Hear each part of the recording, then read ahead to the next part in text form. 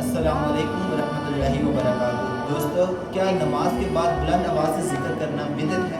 यह आपको किसने कहा, जबकि खुद सहाबा कराम रज़ियल्लाहु ताला अन्हुम का ये अमल है।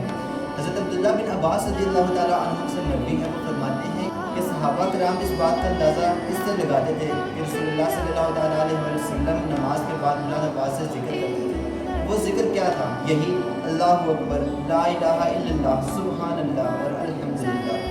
दोस्तों, यहाँ पर एक बहुत ही इम्पोर्टेंट बात वो ये कि सहाबा कराम रज़ियल्लाहु ताला अन्हुम जिक्र करें तो वो सुन्नत और आज के उशाक करें तो वो बिदअत। अब ऐसा नहीं चलेगा। हम लोगों को वो तमाम काम करने होंगे जो रसूलुल्लाह सल्लल्लाहु ताला अलैहि वसल्लम और अल्लाह तबारक व तआला के कुर्ब और उनकी खुशनुदी का ज़रिया होंगे। जज़ाकल्लाहु खैरा।